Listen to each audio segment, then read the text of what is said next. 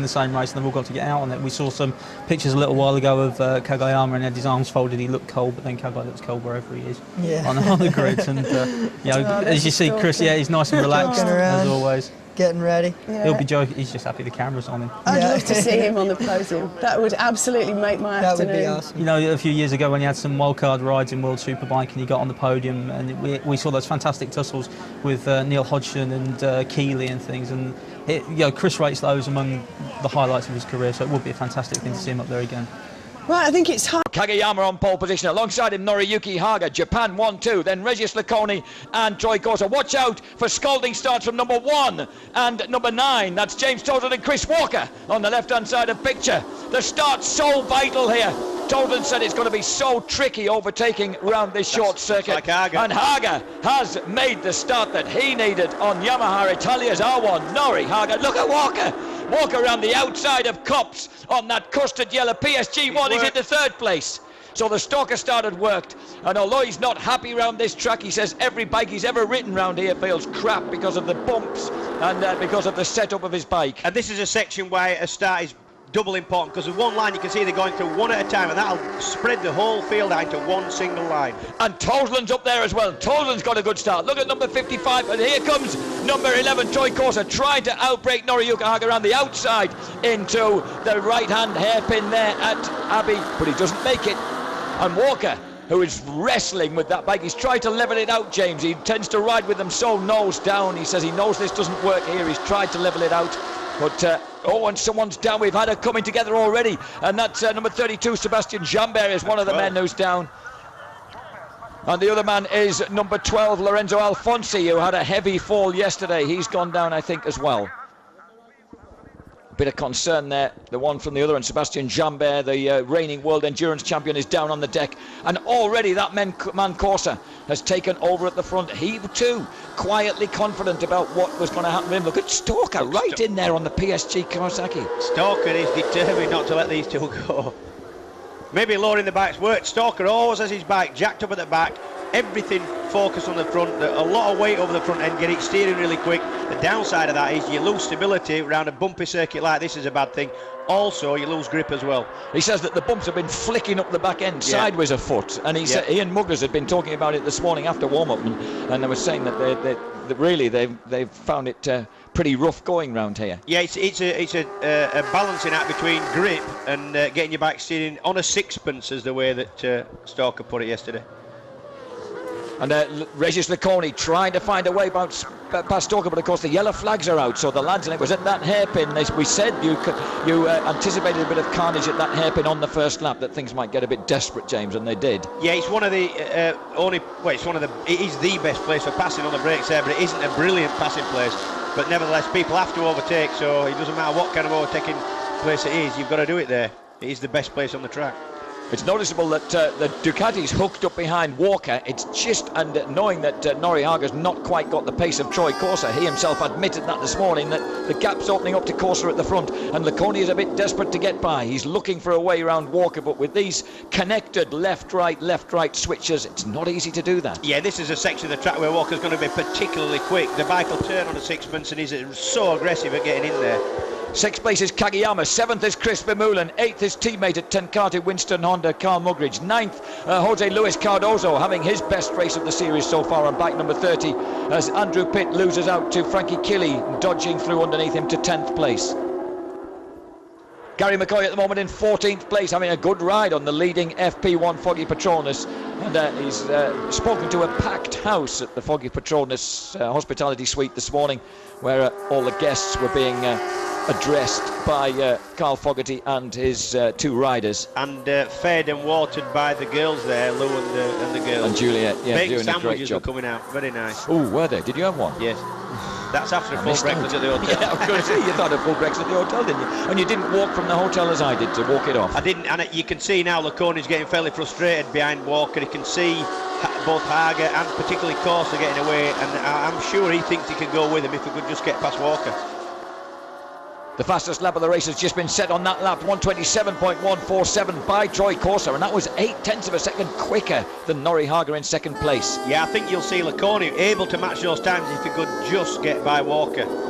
but he's not going to do it in this section. It's so tight and twisty, and Walker is reasonably quick, well, very quick in this section. Oh, and that's that's Tozen looking under his teammate.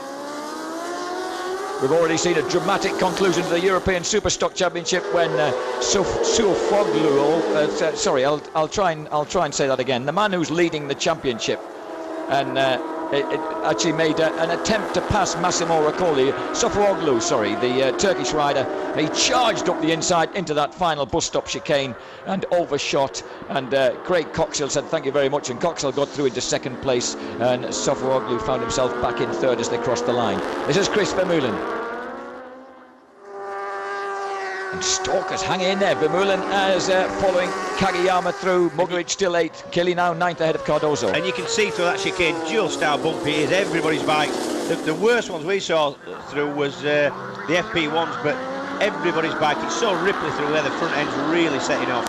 Steve Martin, who's well down through at the moment, has been having terrible problems with chatter on the FP1, and they didn't have that problem when they tested at Mallory Park. Absolutely not there. And then they arrived here and it was all back with them again. Yeah, it's the bumps that set the front ends off the chatter, and that's... Oh, well, here comes Laconi. Oh. Stalker says, no way. You don't get past the little tiger that easily. Yeah, and that's a little bit of frustration sneaking in, because that's a place you really wouldn't have a go at passing, and Laconi is trying any way he can now. The Ducatis know that they need to be somewhere near the front. James Toseland was telling me last night that he'd 28 times going through that bus stop chicane. He said, by the time you've gone through it 7 or 8 times, you're just thinking, oh no, here it is again, heave it in. One thing you cannot get, it doesn't look that slow on the television, but it is such a slow car. It's first gear and lower than first gear. It's not even full in first gear. It's such a slow little bend. It's like you're going into the pit lane, but then you come out again. Frankie Killy's making lightning progress. He's come through now to 8th place ahead of Muggeridge, so he's one man, the cagey old... And look at this, that Laconi really looked like he was through then. Yeah, he did. And it didn't work. Stalker's still there in 3rd. The worst thing in that situation is you don't want a front end taken away from you.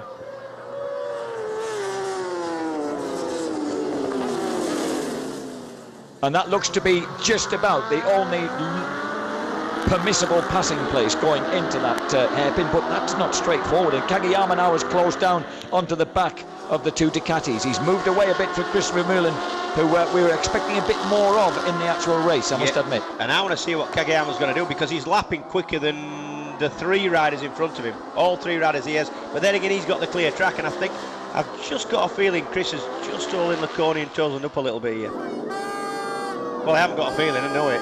But he made the start, didn't he? All credit. He did, yeah. That's what we said. That's what you've got to do here. He warrants being there. Oh, of course. And no, he's not. not And he's not. But he's not losing out too much to Haga. Haga's done a 1:24.7.4 and Walker 1:27.7 on the last lap.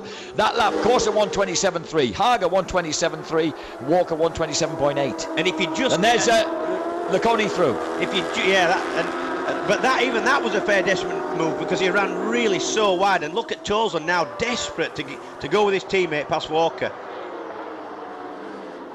But if you get a look at the back of Kageyama's bike, it's got the whole seat below the numbers as a big sort of flailing Union Jack flag. In respect to his British fans, he earned himself the hearts, basically, the British fans in his 2 years. Look at that, Toseland, he got it really tight coming out of that chicane, James, and he got it underneath, and here goes Kageyama underneath Stalker as well, and Stalker's been elbowed. Oh, Stalker comes back underneath him. Look at the seat on Kageyama's bike. I'm sorry, I was too busy watching what Walker was doing. Stalker has stayed there in 5th place, refusing to let Kageyama through. Kageyama had him, and then he didn't. That's why people like both of these people, Jack. The fans like both of these riders, Stalker and Kageyama, similar riders, really aggressive. If you pass them, they come straight back at you, and they want to race, and the fans like that. And Chris Vermeulen is getting into his stride. Meanwhile, back at the ranch, Vermeulen was really disappointed with his Superpole lap. He said he was a bit lazy in the early stages of it, and he doesn't like sitting around waiting for Superpole. He'd rather be out there getting on with it than watching other people. Yeah, the worst thing you can get here is you're lining up a pass on somebody, and somebody sneaks up behind you and nabs you while you're waiting. Muggers is 9th, 10th is Noy Kirchner now, making progress through the pack on the second of the Team Claffey Hondas. And Laconi puts his fastest lap of the race in now. He's down to very low 27s, which is quicker than even Corsa. Quicker than Corsa on the same speed as Haga, who's begun to up his pace a little bit now. And in fact, Hager, I think, is just slightly coming back on course. He is. He's definitely coming back. And Noriyuki. look what progress Laconi's made already. And Nitro Norrie, I tell you, he was relaxed this morning. He was keen to get out there. He was just watching his 2 little kids play on their little plastic bikes, and he was enjoying it. Look at Vermeulen all over the shop, and Killy in there, and behind Killy is Neukirchner making a move on Carl Muggeridge as they came down to the hairpin. Yeah, Muggy's a bit unlucky really. He's been off this morning. I think he's lost a little bit of confidence with that. And he and Walker discussing the tyres this morning before going out for the race. Here's Kageyama again. And Stalker and he were going for the C tyres, and really they'd prefer to have the A tyres on, but they shredded after about 8 laps, and the thing's moving around all over the place. So they've got to go with the harder 28 laps around this circuit is a bit. Neukirchner, good move. Neukirchner. Oh, and that's Kageyama down. He lost the front end. He's kept it going. He held on to both the throttle and the clutch, and wow. Kageyama kept the whole plot going. Now, James, that wouldn't count as disqualification, surely, because he held in on the throttle and the clutch. No, but the switch is supposed to cut the ignition as soon as the bike goes above a certain angle, and that obviously you saw the bike was horizontal on the floor, so technically I believe the bike should have stopped. That's exactly the sort of thing it is supposed to stop in that situation. He's now in 16th place, just behind He Kageyama. just went in so hard on the brakes there, ran a little bit wide, kept the brakes on, tried to make the apex and just lost the front. But he knew, as soon as he went in, he knew he had to keep the clutch in, but the switch technically should have stopped the engine. And that gives both Killy and Vermeulen a bit of clear track ahead, and the Hondas are on the prowl. Vermeulen, after that, relatively is just backing it in his old oil slick dirt track days of his youth, and he's looking good. At the front, Corsa is getting edged in on by Norrie Hager. At the moment, Hager is 0.911 of a second behind Troy Corsa at the front. And Laconi's just put the fastest lap of the race in at 1:27.136. So Laconi is also closing the gap. Let's see Mr. Corsa put under a bit of pressure then. Let's see what happens here. They come into the bus stop chicane. I can't resist leaping to my feet to see it in the flesh as well as on the screen. And Hager is close as they come out of the bus stop chicane. That gap is down. And they whip across the line with about half a dozen bike left apart. Corsa 127.8, Hager 127.5, Laconi 127.2, Toldland 127.6 in 4th place, 3 seconds behind the leader. And one of the things we're going to see is these tyres are going to wear out. Oh, that's one of the FPS Martin, I think. I thought it was McCoy. We might be right. It looks small, it could be McCoy. It is McCoy. It's Gary McCoy, and he's gone down. In fact, down at the bus stop chicane, and McCoy was well in the points. What a disappointment for him. He was running the B tyres. He reckoned that they would last the distance. He said, well, I can't be absolutely sure, but I'll find out after the first race. Unfortunately, he hasn't run the distance to find out. No, he hasn't found out, actually. It's 8 laps out of 28. Yeah.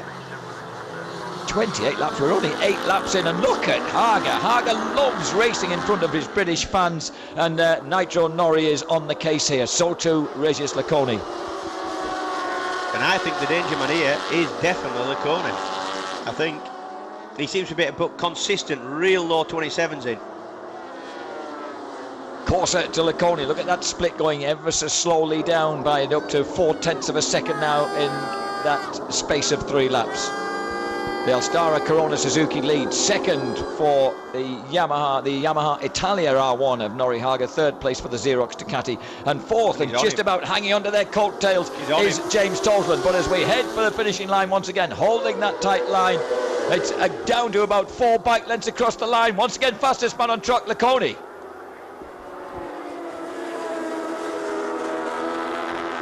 Fastest lap of the race now again, Laconi, 127.13 set on that lap. He's exactly 1 second behind the leader, and Toldland has also shaved 1/10 of a second off Corsa's advantage as Chaston McCoy comes back in to apologise. Or not.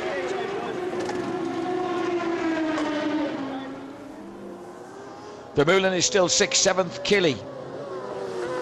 8th, Neukirchner, 9th, Muggeridge, 10th now, Norik Arbe has moved into 10th place, 11th, Cardozo, 12th place for Ben Bostrom on the Koji Renegade Ducati?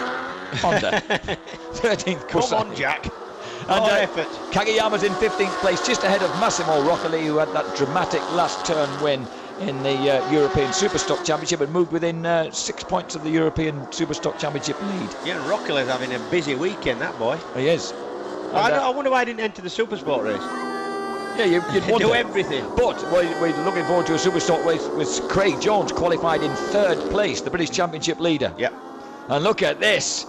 Right on the case now through the bus stop chicane, and Norrie Hager seeking grip. It's biting him back as they come out of the right-hander, but he's still right there, head down. And although he loses a little bit on the drag up towards Copse, he closes back in on the brakes. Yeah, and you can see him coming out of the bus stop, the right-hander out the bus stop onto the start and finish. The bikes actually just spin. That's why you see the riders sit the bikes up and open the throttle, and they're just spinning the whole way, well, almost to the start and finish. These things are so much power. Interesting that Troy Corse has been getting on quite well with this shorter circuit. Norrie loves it, and Regis says he likes it too. It's funny, is that one way of saying what he means is it's fun to ride, yeah. So these are 3 guys who don't have a problem with this track. They're enjoying it. Yeah. I think you tend to like all the ones you go well at. So even if it's a hideous circuit, but you can win there, I think you tend to like the one. I still want the big one back. Look at this, underneath the bridge, the front 3 nailed together. Stalker's still there in 5th place, neatly holding off Vermeulen to the tune of about 0.4 of a second, with Killy a further 3 seconds behind in 7th place. Look at this. Now, in a situation like this, James, is Nitro Norrie going to be he is looking for a way through. I don't need to ask you. What do you think? I was thinking, well, would there be anything tactical going on here? I mean, no. I think Laconi and Hager have caught up to Corsa. They'll be thinking if he could have gone any quicker, he would have done. Yeah. Especially at the early stage of the race, and I think they'll be thinking if they can get past, they can pull away, I'm sure. And that was remarkably consistent times. 27.8 for the leaders, 27.6 for the 2 Ducatis. And Toseland is just, he can see them tantalisingly ahead of him. He's just got to somehow claw back the inches.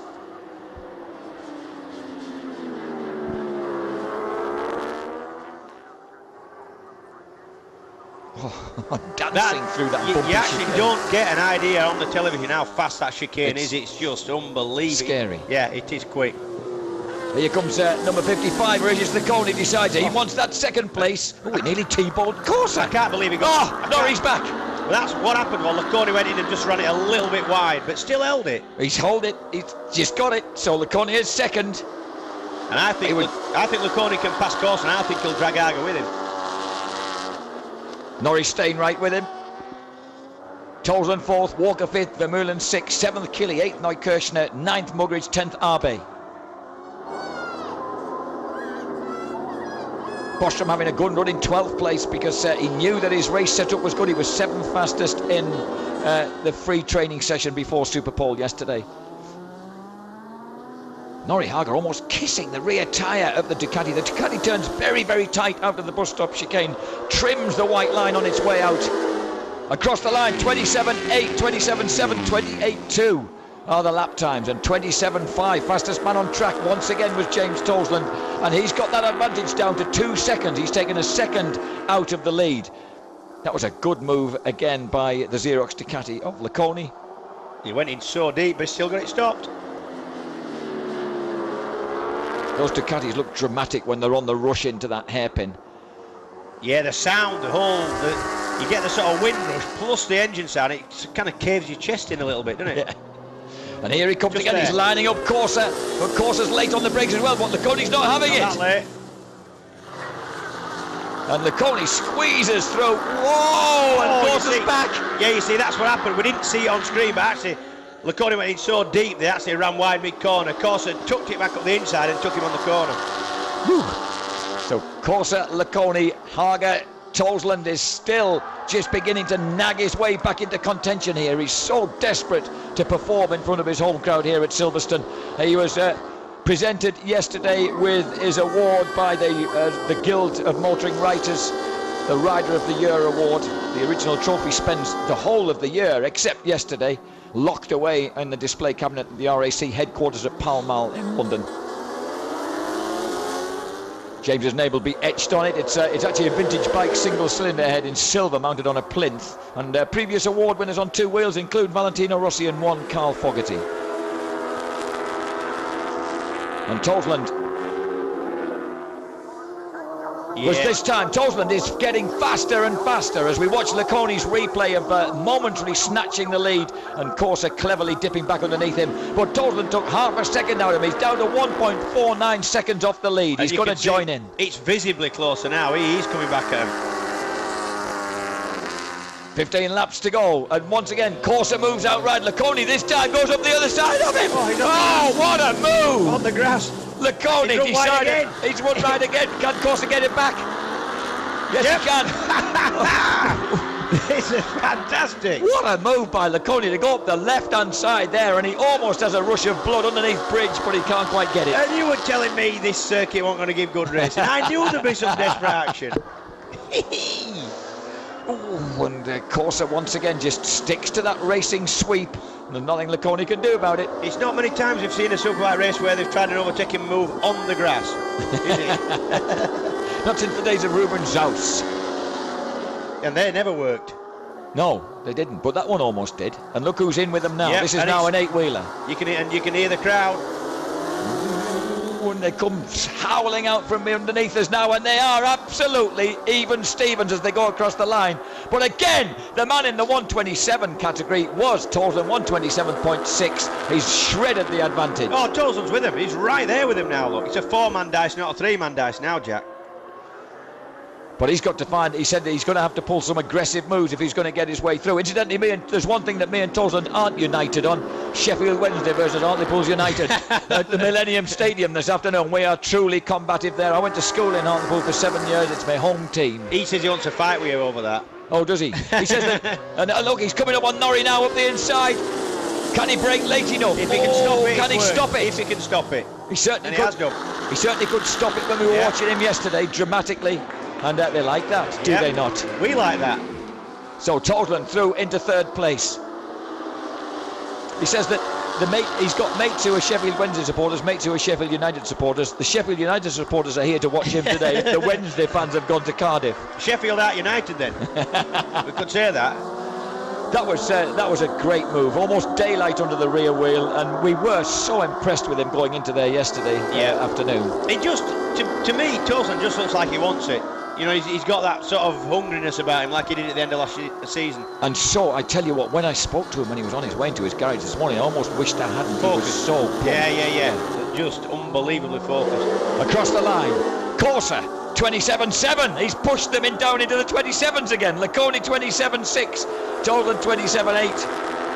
Haga, 28.4. Disappearing over the top into Copse. This race is going to go all the way. Laconi fighting with Corsa.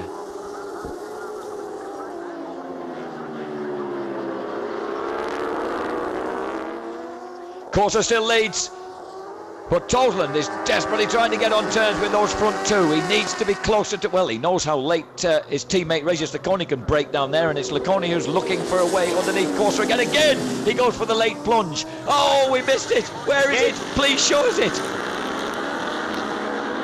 Nice shot of Haga. It was a lovely shot of Haga and Alpine Stars, but it hasn't worked again. He must have gone under him and run wide again. And it's good to see Troy Corsa proving how much he can mix it with the... Oh, Laconi's got him this time, surely. Unbelievable move. Yes. Can he hold on to it here? Corsa cuts back underneath. Oh, Regis says, no, thank you, I'm having that and I'm keeping it this time. I'll tell you what. Vermeulen, incidentally, has got the better of Walker while all this mayhem's going on. Look at Toseland. Toseland wants it now. He's after Troy Corsa. We're reaching, we've done just coming up to 16 laps out of 28. I hadn't realised how much we'd gone past in the middle part of the race. Chris Vermeulen crosses the line in 5th, 6th Chris Walker, 7th place for Frankie Killy. Great riding going on all the way down through the field now. Then a gap back to Noy Kirshner. And then Carl Muggeridge just being taken now as they drop into the bus stop, hairpin by Norick Arbe. But look at Regis Laconi and that move on Troy Corsa. That was fine. Tit for tat passing of Corsa and Laconi. Fantastic.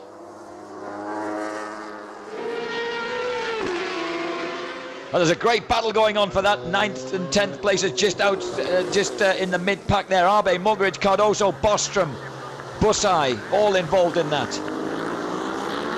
So there's a 10-wheeler going on there. Laconi's just trying to do a bit of number on these boys now. He's just put a bit of distance, just about 4 or 5 bike lengths. And that's what James has got to somehow do something about. He was just a 10th of a second slower on the last lap. We'll be coming up to complete 17 out of 28.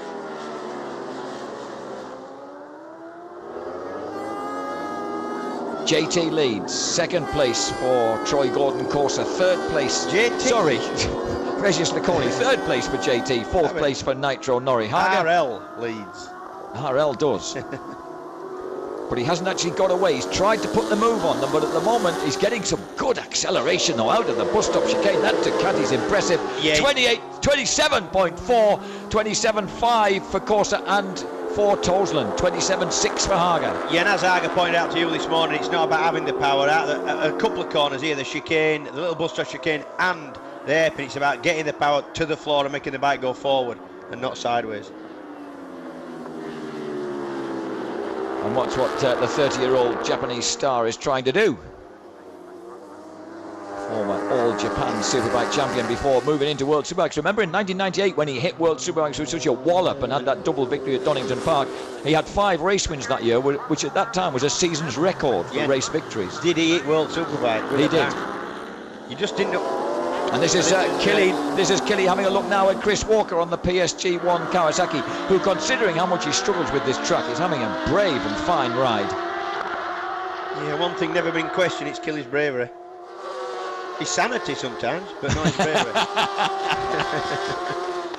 Walker hanging on in there as we go back to the battle for supremacy at the front. And Troy Corser once again having a go back at Regis Laconi. I tell you, I've got to reevaluate my feelings. Corser's having such a go back, and you've got to respect a man who's leading by that much in the championship and still battling for every single point. Norrie just stands the Yamaha up. It squirms around at the back, and certainly the Suzuki just seems to be able to edge away from Tosland on the drag from the hairpin. Tosland though was a 10th of a second quicker on that lap, but he was then a 10th of a second slower than Hager, who's right back with them, and Norrie wants one of these podium places at the very least. Yeah, most of these bikes have got that much power that they're actually restricted in the certainly first, second and sometimes third gear. They're restricted to how much power they produce, because it just either go sideways or wheeler. Oh, look at Tosland. He goes out wide, then looks almost cheekily up the left-hand side, but here he comes trying to brake late. Oh dear, says James, but he's got to back off. He just had that look about it, that back, of course. Underbridge. The Xerox Ducatis 1 and 3, the Alstara Corona Suzuki. Incidentally, on the Pirelli's FantaSPK.com site, that's only been up and running for a short while. The most appreciated graphics apparently are the Suzuki Alstara ones, and already after the 3 rounds of running the competitions on that, by the way, you want to get onto it. 30 enthusiasts have received prizes. The most desired prize is a track set, a set of Pirelli slick tyres that may or may not work, a set of tyre warmers, a racing leather suit and a helmet. And also single round prizes are things like kit bags, sneakers, Pirelli jackets and passes for SPK races. Sounds great. It does. I wonder where you got your that may or may not work. Well, the thing is that they've been having some problems with the again, Bostrom had a problem with what, as Vermeulen had on Friday, Bostrom during Superpole, with one of those qualifying tyres that just stayed new and shiny but didn't work at all out on the track. Yeah, and looked as if it had never been used. And that's one of the things that Pirelli is supposed to be the best at, is consistency in the tyres. So I don't know what. It's the first time they've come to this particular track, which might be having a bearing on it. But certainly the tyres are working well for these guys around here at the moment, and Tosland is going to make that front tyre squeal as he tries once again.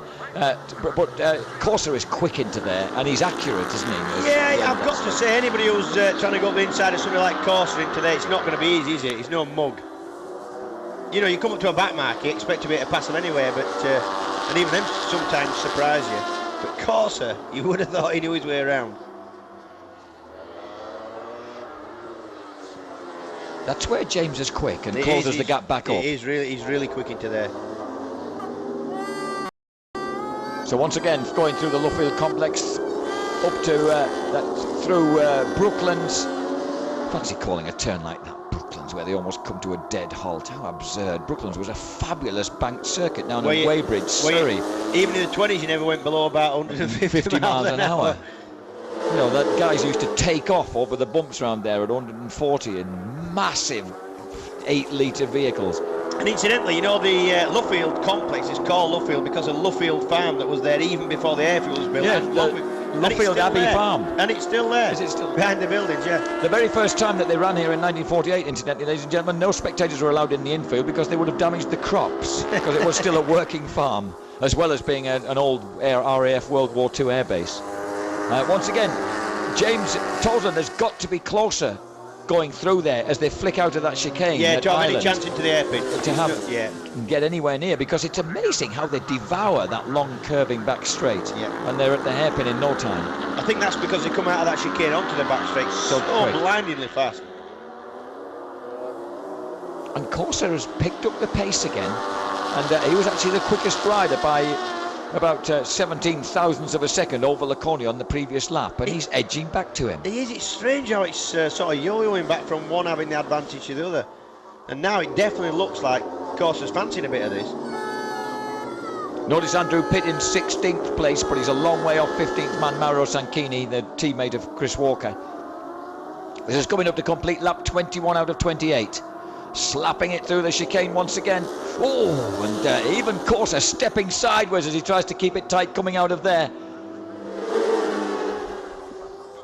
And that was a 27.7 lap for Laconi. He had a 10th on Corsa, 2 tenths on Toseland. And the fastest man on the track that time around was Noriyuki Haga. Here's Stalker still holding off Frankie Killy. The battle on for 6th place. The Stalker and the pensioner battling it out. He doesn't turn 41 till June, so he's still a lad. It was that Stalker. No, that's our mate Pierre Francesco. Oh, and Arbe, Muggeridge, Bussai, Cardozo, Boston. What a ride from Bussai. Giovanni Bussai's just managed to whip his way through into 11th place, past Cardozo, and he's right on the back wheel of Carl Muggeridge. And Corsa has definitely not given up on this one. And Toseland seems to have had that big surge in kind of mid-race and has just slightly dropped off their case at the moment. I think when you come through as quick as James came through and pushed and pushed and pushed to catch him, he must have used more of his tyres than the lads in front. Must have done. And he really had a drift on there as he went through Brooklands and into the bus stop. And at that moment, looking down from up here on our comedy position, that was almost a nudge up the back there, but Corsa can't quite match the Ducati's sheer grunt. Terrific speed as they come out of that hairpin, out of the final chicane, and he can just pull a couple of bike lengths on the Suzuki there. Yeah, but it isn't so much grunt, it's how the power's delivered and how much of that power. They've all got a fantastic amount of power, it's just that it's getting that power through the drivetrain and the chassis and the tyre and onto the circuit and making the bike go forward, not sideways. Regis Laconi, of course, having been, he's been largely in charge of qualifying this weekend, really. And, you know, it was only Superpole that he didn't manage to top. And he hasn't won a race this year, rather surprisingly. So this could be his chance. He was, of course, the major race winner of 2004. I've got to say about Laconi, you never see him not smiling, you never see him upset, and you always see 100% physical and mental effort from the lad. Yeah. He does like a challenge, I think. He's out there showing just how much he's willing to put into this. So 55, Laconi leads it. Corsa second, Toseland third. Haga still right there, or not quite so right there. Noriyuki was about half a second off the pace on that last lap, and he's just dropped a bit in 4th place. Yeah, and I would suggest that Haga's used his tyre up. It just looks to be sliding around a little bit more than these other 3 blokes in front. Troy Corsa, a master of conserving his tyres. So it could just be that he's going to be in really good shape now as we enter the last 5 laps of the race. Yep, it's the one who'll save his tyres that will have a good chance of winning. And Killy's just got the better of Stalker. Killy scorches across the line ahead of Chris Walker. But they're a country mile ahead of the 8th place man Max Neukirchner. And then the battle that's going on behind the silver Claffey Honda. We may have lost Norik Arbe because Muggeridge is there. Bussai's right with him. And so too behind them is Jose Luis Cardoso in 11th place. We've lost Norik Arbe. And there's Yukio Kageyama is the next man up. Kageyama ahead of Mauro Sanchini. Which means, and Bostrom's pulling into the pits on the Koji Renegade Ducati, Renegade Honda. Ben Bostrom, after a good ride, a good solid point scoring ride, the American cruising down pit lane. Meanwhile, not cruising, James Toseland, working every inch of the ground. Yeah, certainly not cruising. He's actually pushing very, very hard. His lines have started to become a little bit wayward now. He's running slightly wide in a couple of places, his Toseland, and that smacks to me of a little bit of desperation. I think he's not going to be able to catch these lads. It doesn't look to me as if Stalker's given up on Killy. Frankie's got past him.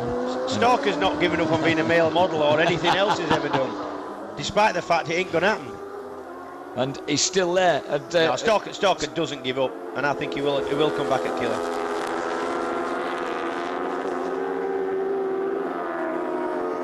4 laps to go. And Regis Lecconi still has Troy Corsa pressuring him all the time on All-Star Corona Suzuki. And once again, James Toseland tried to pick up his effort. He matched Lecconi's lap time on that lap. Unfortunately, neither of them quite matched Troy Corsa on 1:27.5. And Hager's fallen right off the pace. He had a gruesome lap of 1:30.3. Now, is that a major problem, or is that just a mistake? Because Vermeulen is on 1:28.4, is only 2.3 seconds behind now in 5th place. Yeah, I think Argus tyres are shot. Back into the Luffield complex where most of the spectators are packed on this short international circuit, 2.213 mile circuit.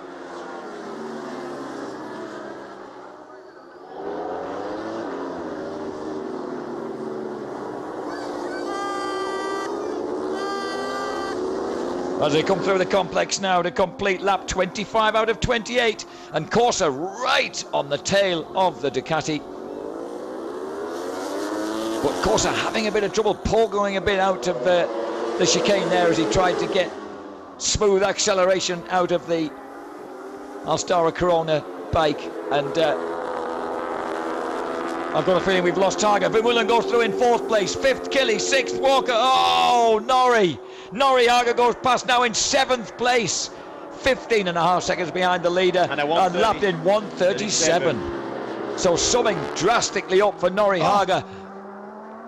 So wide was Corsa there. I'm sure he's a little bit desperate. And surely James Toseland, if he's not too desperate himself, must be encouraged by that. We wonder what's happened to this guy. Oh, he's in real trouble. It's stopping. Oh, Norrie Haga. He don't want to stop there, I'll tell you. Norrie Haga is 9th in the championship, just 2 points behind Norik Arbe, who he was taking points out of, and Arbe too has gone out of this race, but Norrie Haga has followed suit. What a dismaying sight. Meanwhile, at the front, and that Suzuki is slewing its way around the wide lines, trying to get back on terms with Regis Lecconi's Ducati. And you saw Haga's bike there was vibrating unbelievably bad. I think someone might have dropped off the tyre or maybe gone so far out of balance, I'm not so sure. Killian Walker still locked together in what is now a battle for 5th place. And Bussai has got past Muggers into 9th place. A stunning ride from Giovanni Bussai on the Bertocchi Kawasaki. That is a good ride from him. Through Copse Corner now, 26 out of 28 complete. The penultimate lap for Regis Lecconi, for Troy Corsa and James Toseland. Come on, King James. He's still trying. Both of them very much on. Oh, those curbs are lethal. Yeah, at least we haven't got the wind to complicate them. Yeah, some curbs on some circuits you can run over and use a little bit. Not here, they're so big it bounces you right out of the seat. Troy Corsa currently, of course, leading the championship on 182. His nearest challenger on 130, Yukio Kageyama, is way downfield in 11th place. Actually, he's not doing badly now. Andrew Pitt is back in the points in 13th ahead of Steve Martin. No, and here comes Corser just having a look up the inside. He is. And then he slings it wide, and that's a kind of defensive line almost there from Regis Laconi, who moves out to block him. And we're coming into the final lap after this last penultimate ride through the complex into the bus stop chicane. 1 lap to go for Laconi, Corser, Toseland. Well, Toseland said one thing yesterday, that last night to him, crashing wasn't an option. So he knows he wants to stay on it and bag points, but he also desperately wants to get past these two guys. Up the start straight then into the final lap. Locked together. Toseland was actually 3/10 quicker than his rivals on that lap. Oh, look at Troy Corser lighting up the rear end as they go across the lip of Copse Corner there. Beautiful, sweet, fast right-hander. They go through that at 19 plus miles per hour, and they now just accelerate the whole way through that chicane. It's just flat on the stop. And down the back straight. And then that heavy braking into Abbey, and it's going to take some sort of move for one of these guys to get through. Corser's looking for it though. He is. Corser is all the time adjusting his line to check out some way of getting through underneath or round Laconi. Going to come here with a rush. It's going to have to be into one of the real slow corners at the end. This is going to be desperate if he does it. Regis Laconi, number 55. The 29-year-old Frenchman in his 78th World Superbike Championship race. He's looking for his 9th race win. Troy Corser, though, nearly snook underneath at that point. But Corser's going to have to leave it awful late now. Can he do anything about him coming out of the bus stop chicane? He's trying to line it up to go tight.